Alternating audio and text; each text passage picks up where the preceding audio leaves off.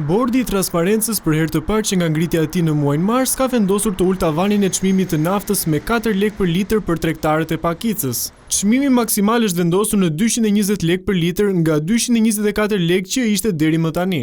Paralelisht në uljen e naftës, Bordi i transparencës ka vendosur të mbajë të pandryshuar çmimin e benzinës, i cili do të vijojë të qëndrojë në nivelin 181 lekë për litër.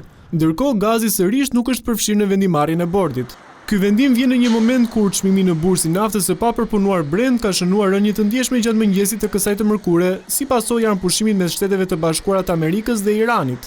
Sipas të dhënave të tregut ndërkombëtar, çmimi i naftës Brent ka shkuar nga $110 për fuqinë në $92 ose afro 15% më pak. Megjithatë, në tregun vendas, ulja reflektuar nga bordi është vetëm 2%. Pritet që ditët në vijim çmimi të shënojë të tjera ulje për shkak të ndalimit të luftimeve në lindjen e mesme.